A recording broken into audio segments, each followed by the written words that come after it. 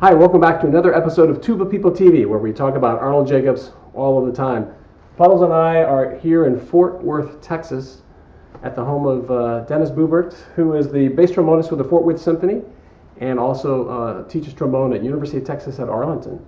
Dennis, thanks so much for having us in. Thanks so much. Yeah. Glad you could be here. Along the way, Dennis had studies with Arnold Jacobs, but they were preceded by lessons with Ed Kleinhammer. I'm wondering if you can tell us about that. Sure. I had my first lesson with Ed Kleinhammer in August of 1978, and it was immediately following my kind of first big batch of performances with the Dallas Symphony. I spent a month playing their summer season and drove up to Chicago in, I think, a record-breaking 15 hours or something, and had a lesson with Ed Kleinhammer on the first Saturday morning of his summer vacation. He was kind enough to stick around town and teach a lesson to a kid he'd never heard from before at 8 in the morning. And it was, as anybody who went through one of those first lessons with Ed would tell you, it was a life-changing experience. And I went back. My next lesson was in January, I think, and then I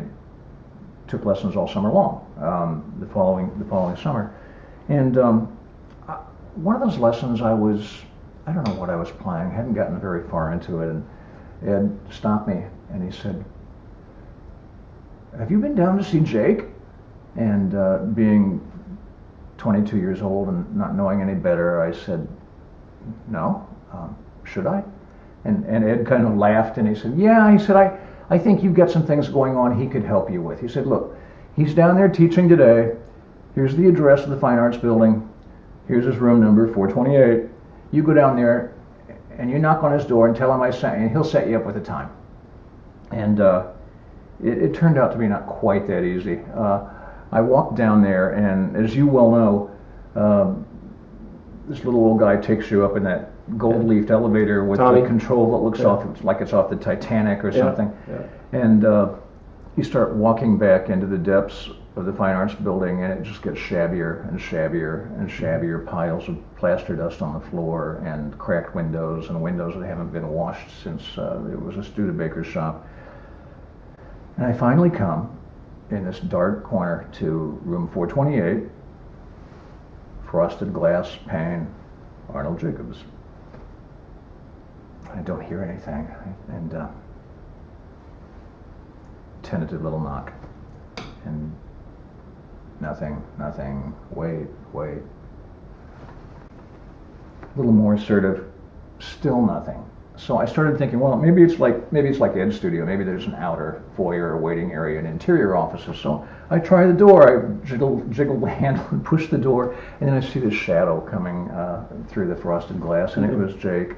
And he wasn't very pleased with me for interrupting his lesson. I didn't realize that a lesson with Jake is probably more talking than it is actually playing the tuba or the bass trombone. But he wanted to know who I was and what exactly it was I thought I was doing. And I'm sure he was more colorful. He was. It's a PG program. So.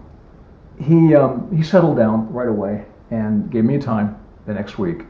And I went back for that first lesson like thousands of people have done. I had my suitcase, I had my big Bach trombone case, I had this big bag that probably had every piece of music I owned, etude books, excerpts, solos. I'd worked up all this stuff. Going for the lesson, because you go in, he sets the hands on the darkroom timer for an hour, and sit down, and he says, "So, do you have something prepared you'd like to play for me?" "Well, absolutely. I can play this, I can play this, I can play this. If you'd like, I could play." "Do you have a Bordoni?" "Yes." "Number 2. So we started playing, and I don't get very far, 2 phrases into it. And he says, "Tell me what it is you think you're doing when you take a breath." And he really asked the right guy, because I was well versed on the subject, so I gave him about a 10-minute spiel on how this all worked and what I was doing, and he listened very patiently, and he said, "Well, you certainly put a lot of thought into this." And again, being young and not as wise as I probably still am not anymore, he said, well, unfortunately, it's all wrong. And I said, what do you mean it's all wrong? Oh no, I heard so-and-so say this, and so-and-so say this, and so-and-so, and I took lessons with so-and-so, and he said this, and so-and-so said, he said, well, I don't care what you think you heard, that information is not accurate. And I tried to argue with him, and he wasn't having it. And I finally said, in exasperation, I said, so are you telling me that they're all wrong, and you're right? And he kind of snapped. He didn't kind of snap, he did snap. He said, yes, if that's what you need to hear, they're all wrong and I'm right. And I thought at the time, well, that's good information to have, that's assertive. Get the cards out on the table. Yeah, it's nice. So he very patiently kind of took me by the hand back to the very beginning, and that first lesson was blowing into the spirometer and blowing into this and watching the gauge on this and this, and put your hand here on my belly and on my chest when I breathe. And then, finally, like the last 5 minutes of the lesson, now let's go back and try that Bordogne again. And it was shocking.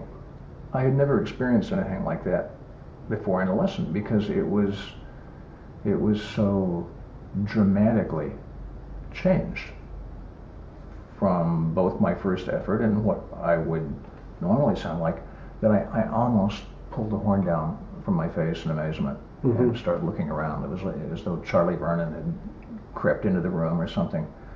And that was the first lesson. And I've thought about that. I've thought about that a lot. I think it's probably a very common first lesson. If you read Charlie's description of his first lesson in D. Stewart's book, same thing. I think Jacobs did that intentionally with people to disarm them, to kind of level the playing field and make them more receptive to what he had to say. It certainly got my attention. Took all my stuff, my big suitcase, my trombone case, my bag of music, and I take the elevator back down to Michigan Avenue, and I just start walking north. Michigan Avenue, hot summer day, I'm carrying all that stuff. And I was just in a daze, completely bewildered. Walk across the river, past Water Tower Place, all the way up the mile. There used to be a McDonald's on Michigan Avenue where it merged into Lakeshore Drive, and I thought, oh my God, I'm going to forget all this stuff. If I don't write it down, I'm going to forget it. So I went into McDonald's, and I just started grabbing handfuls of napkins and sat at a table and started writing things down. You still have those napkins? I have them someplace. I don't have them here. I thought about that last night. I thought I'd lost them, but 10 years ago when we moved into this house, I found them in a shoebox in storage. Okay, that's good. I think they're still over there. But that was lesson one. Yeah. Dennis, that sounds like a pretty earth-shattering first lesson, and it reminds me the whole breathing thing that oftentimes, I think the generic response of many people when you say the word Arnold Jacobs is they say, oh, he was the guy with the one lung, and he was the guy he did all the breathing stuff. But my experience with him was, yes, but that was the minor. Right, absolutely. What was your experience? Absolutely, I concur 100%, and this might be a good time, for the record, for someone who's knowledgeable to come out and say, in fact, Arnold Jacobs did have two lungs. He did have two lungs, yes, he did. Okay. He did have both. He had, because in my very first lesson with him, because that's what I had heard, I asked him, Mr. Jacobs, do you only have one lung? He said, oh, no, I have two lungs, just limited use. Right. Yeah. Right. He may have had approximately half vital capacity or something. Right. Maybe that's how between the two. Started. Yeah. It's you still hear that all the time from people. Yeah. So thank you for clearing that up. It Well, was yeah, great. sure. Yeah. And you're right. I think that Jacobs had such a well-deserved reputation as kind of this all-knowing guru of respiratory function for wind playing, and I think a lot of people, for them, that's the whole story. And I think if you could ask Mr. Jacobs, he would tell you that was actually a minor part of the whole story. Yeah. I think the thing that impressed me the most about his teaching was his ability to change a student's psychological motivation for what they were trying to accomplish. I tell my students all the time, if you want to change someone's playing, first thing you have to change is the way they think. If a student is just making a change to try to appease me during lessons, and then they're going into the practice room or rehearsals and they're doing it how they've always done it, we're not going to get the long-lasting change that we're trying to find. Yeah. So you have to get them to come around, and he was very, very good at getting you, and I'm speaking from my own experience here, as well as watching him work with probably 30 students over the years in master classes. Getting people to give up approaching the horn by performing physical functions. Maneuvers. Yeah. Pseudo-functions, he called them, you know. How am I manipulating my embouchure? Where is my tongue striking? What's my diaphragm doing? All of these things. And a lot of us were taught that way. Yeah, that's the way I was taught early on, yeah. A lot of us were taught that way by very well-meaning teachers, Absolutely. and that information is still out there. I encounter it every week with students. To me, the main focus of Arnold Jacobs' teaching was the use of the creative mind as a sort of access to controlling the body to produce the music that we conceive of in the brain. Top down. Absolutely. Yeah. And as he pointed out, you can take a player who has an unorthodox embouchure, or maybe there are problems with their breathing, they're engaging isometric function instead of bellows function. You know what, they can still sound great. They can play really well right up until some of that stuff starts to catch up with them. Yeah, as they get older. Yeah. Right. And I've certainly seen that in a lot of players, having played in orchestras now for 40 years or more. And it's not a pretty thing to watch, but it is avoidable. And this is why I go so far out of my way to try to create and instill healthy playing habits in my students, because I feel that will serve them well for their whole career, regardless of whether they want to take auditions, whether they want to teach, whether they're jazz players, whatever. But I think that approach is so important. Both the physical approach of taking a full, complete, relaxed breath and blowing thick wind, but more importantly, viewing playing the trombone not as a physical exercise, but an exercise in creativity and musical production. Yeah, using your imagination. And absolutely. Jacobs would often say that the trombone in the hands should just be a reflection or a mirror image of the trombone in the mind. And my experience with him in my lessons was he was always much more interested in what the tuba in my mind was doing. Absolutely. How the tuba in my mind sounded rather than the tuba in my hands. Because a lot of times if something would go wrong, he would query me about what was I thinking at that moment. Right. And so if it became clear to him that my thinking needed to be helped along, that's where he would go. If my thinking was good and I still made a mistake, he said, well, welcome to the human race. You know, everybody makes mistakes. You should allow yourself a quota. Right. And don't be bothered by that. Right. Just don't try to get them ingrained as habit. Right. Yeah. Yeah, so true. In 3 summers of watching him work with students up at the master classes at Northwestern, I think the thing that really impressed me more than anything was I never saw him have a miss with a student. You know, you'd see him work with 4 or 5 students in a session. He was always able to instantly diagnose what was going on within a few notes.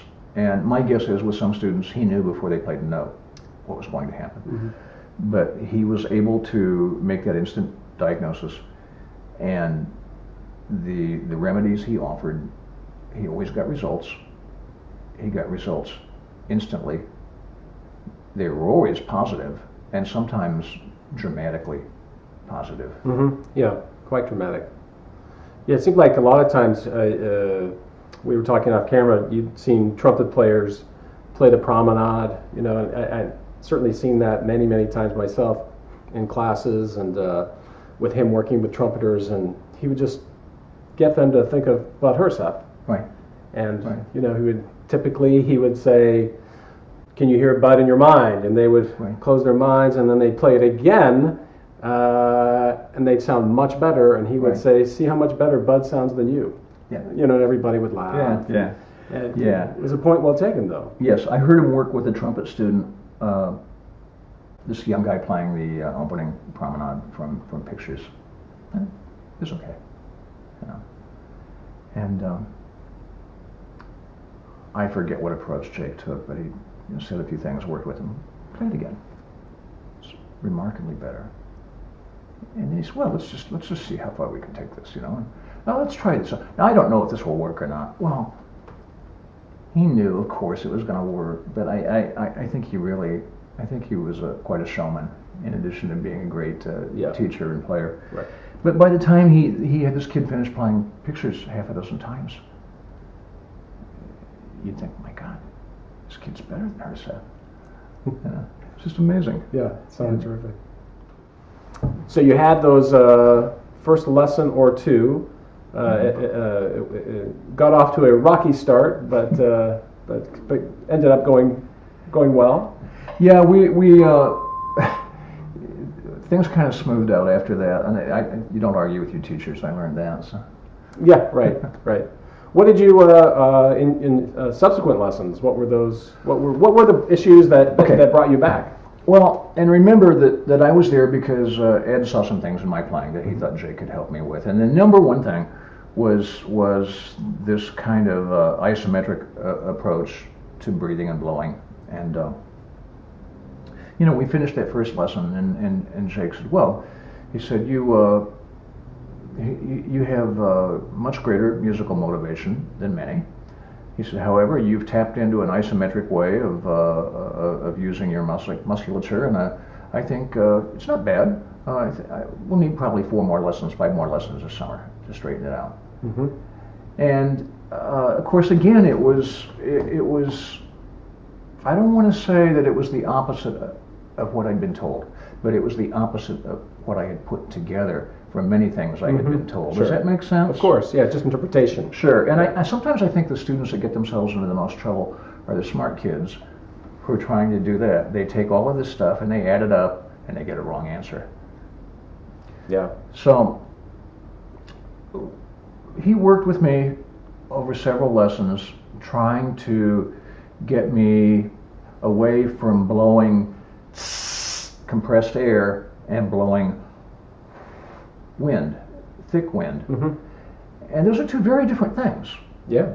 But it's also very easy, even still at this point, to slide from one into the other without even being aware of it until you start thinking, wow, that was a lot harder than it should have been. Oh, yeah. And for me, I can change that very quickly just by doing those two little, changes things immediately. Physically, they're so different. In our minds, they're so close.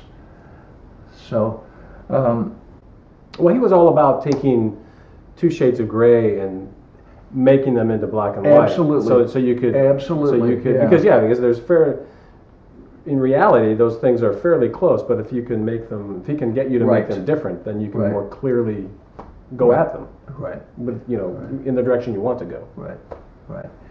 And of course, I wasn't skeptical. Any skepticism I had been blown out of the water with that very first lesson. But still, a lot of this ran contrary to what I believed anyway about, especially as you get into the upper register. And he demonstrated rather remarkably that wasn't the case. And he picked up his horn and he said, no, I'm going to play some things here in the upper register, and you just take your finger and just poke me in the belly while I'm playing. Mm-hmm.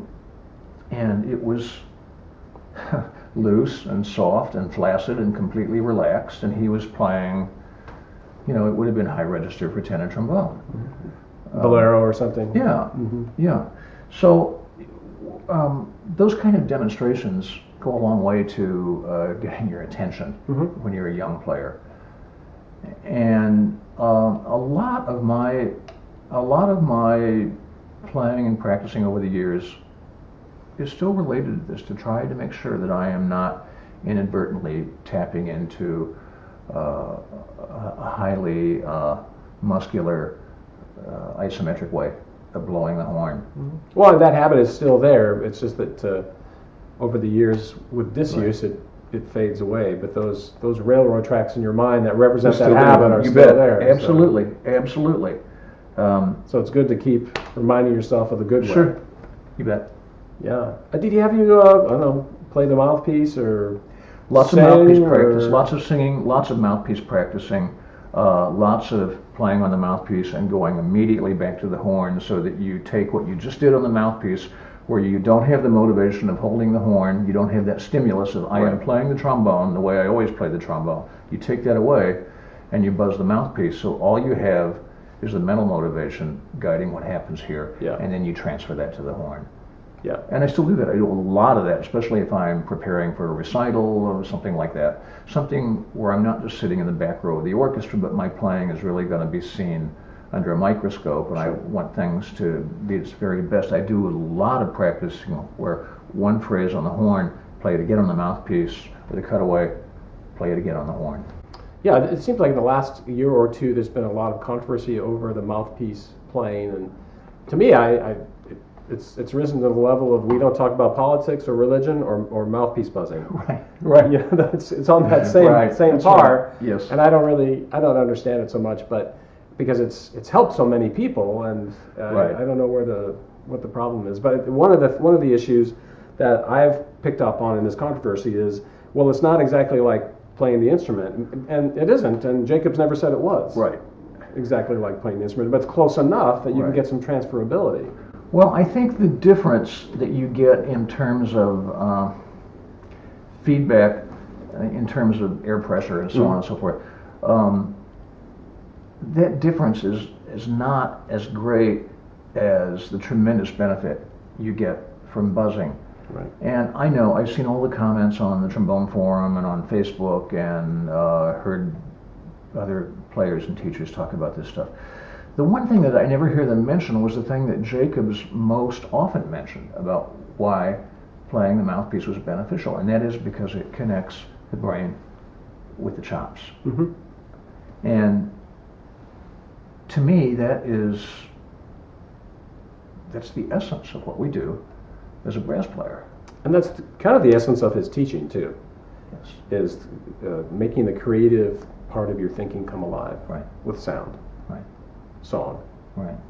Song in the head, wind at the lips. Right. And of course, when I was taking lessons, it was long enough ago that the expression wasn't song and wind; it was wind and song. Yeah, exactly. That's the way it was when I started out too.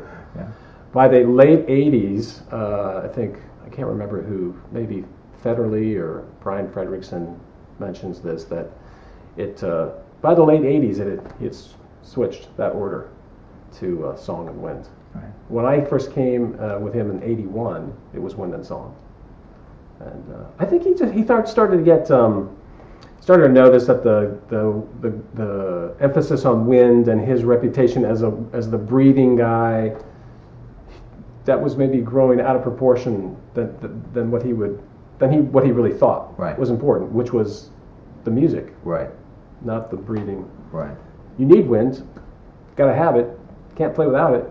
Right. But it's not the major, it's the minor. Right. The music is the major. Yeah. That's my theory. Well, I think that message is tremendously important, and perhaps for more things than brass playing. I think what we are able to imagine, what we're able to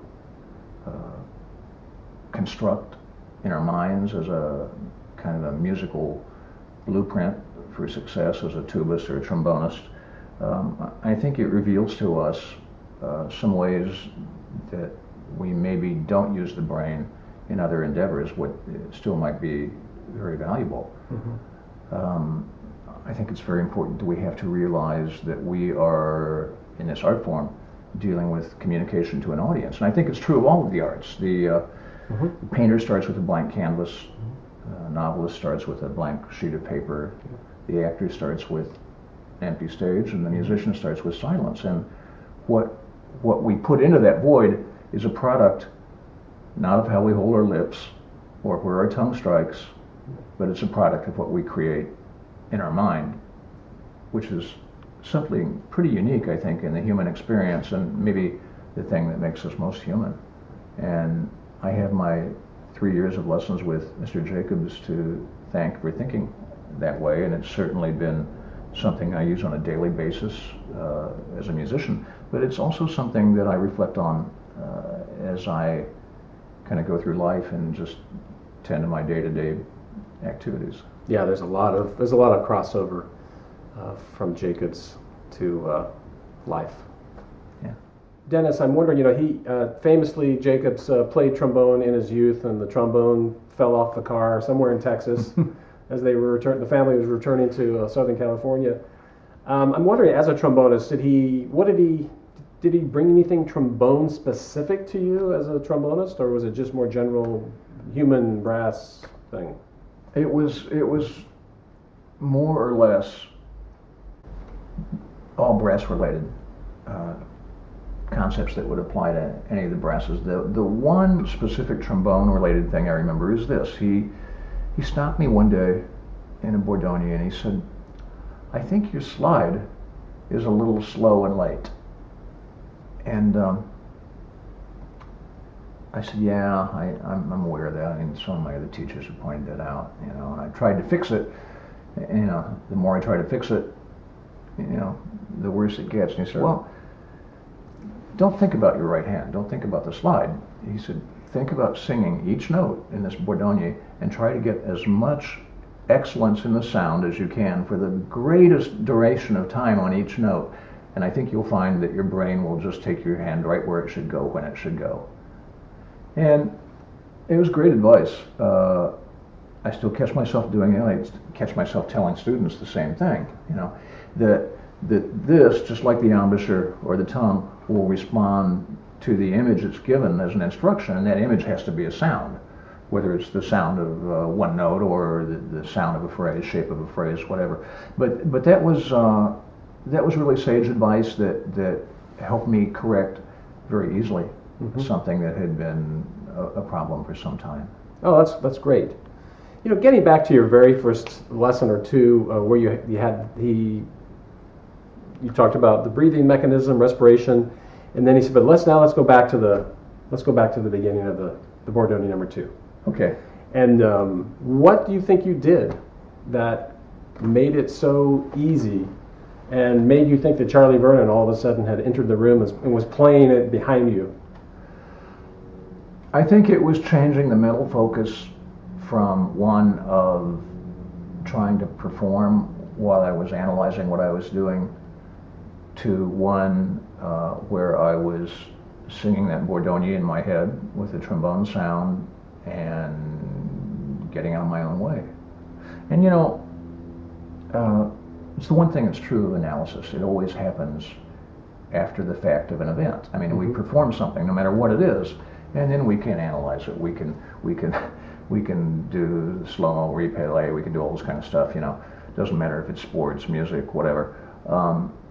But we don't perform by doing analysis in reverse. Right. But we're taught that way. Many of us are taught that way. I know it's still taught to a far greater extent than I wish it was. Yeah. I know I've taught that way to a far greater extent than I wish I ever had. And I think that when you make that transition to playing musically, and again, I'm talking about by using the creative powers of the brain to create something very specific here that you send down here and out the bell of the horn, that things become so much easier and so much more successful. They really do. It's an amazing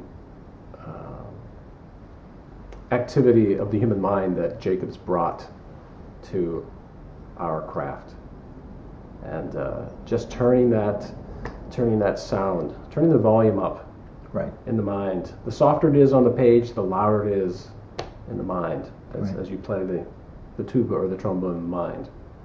So your studies with Kleinhammer must have been just tremendously what a gift and beneficial. And can you talk about that? Sure, I'd love to. I'd love to talk about Ed. I had lessons with Ed over a period of 8 years, right up until he retired. And he initially thought when he retired that he wasn't going to teach anymore.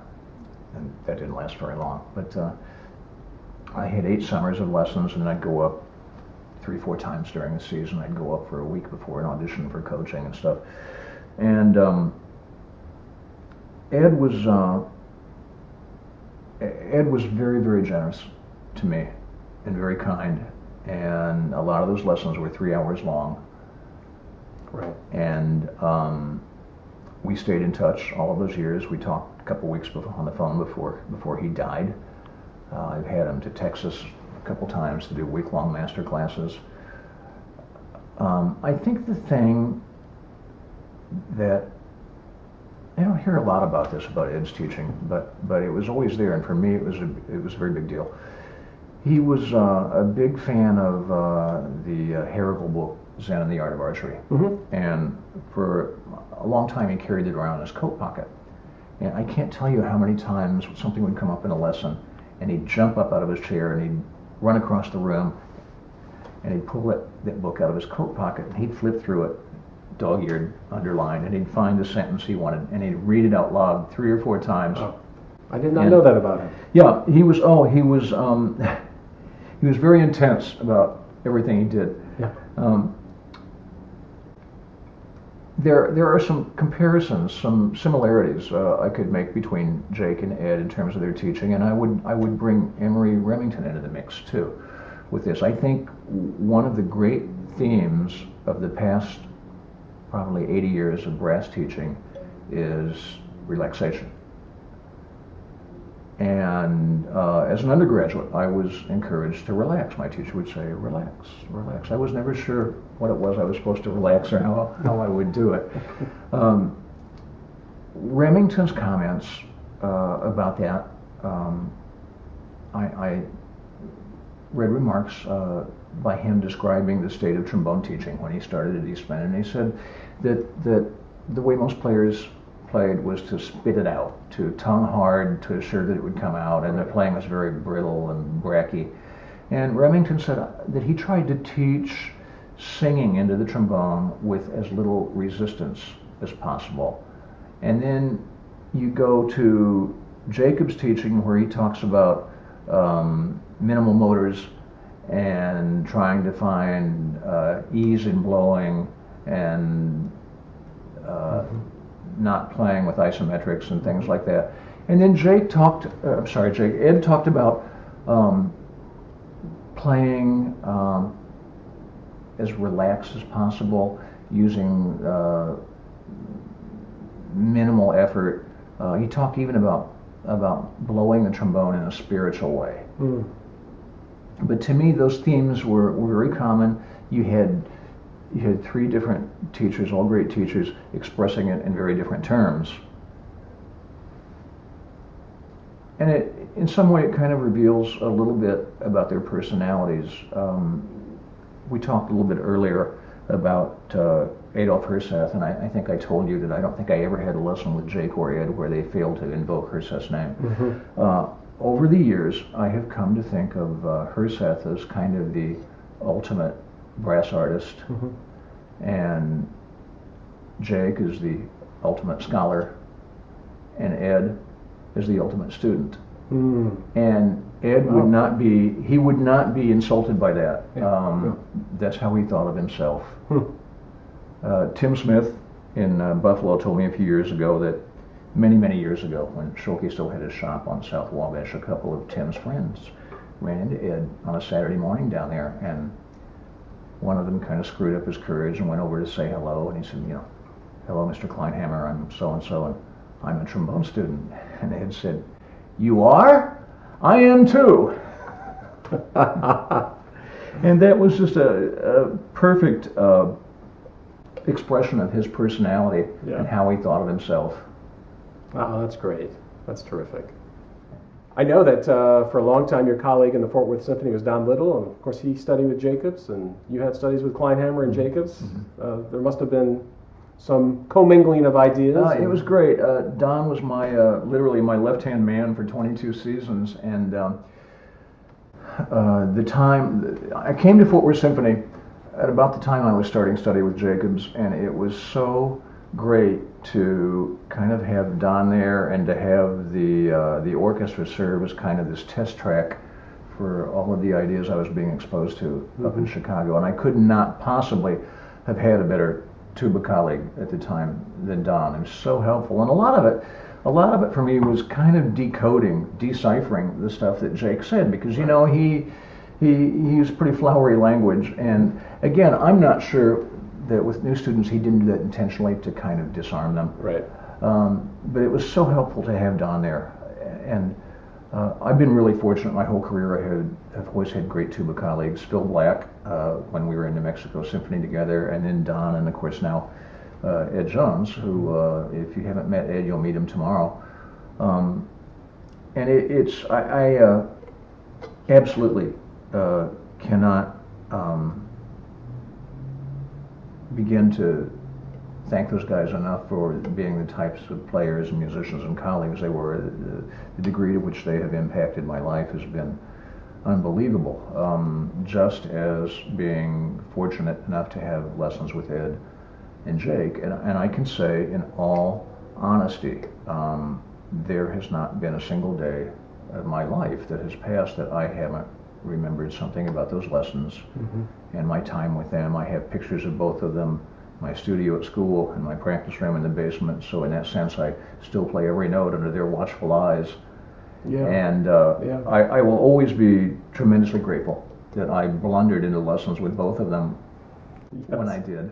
It was quite the blundering. We didn't get all that on camera because it was a lengthy story, but it was very interesting. And just email Dennis, and you'll get the backstory. It was actually really worth hearing. I don't think these stories are for electronic distribution. Maybe not. Better Maybe call not. me. Yeah. Well, we're very thankful and grateful that you set aside time for us to come in and thanks so much, talk Michael. about this was a great this sort of pleasure for thing. me. And Puddles, as always, asked me to give you this as his token of appreciation for thanks so much. Fantastic. your time and memories. You'll see this tomorrow night out on stage. Okay, very All right. good. All right. And now back to you.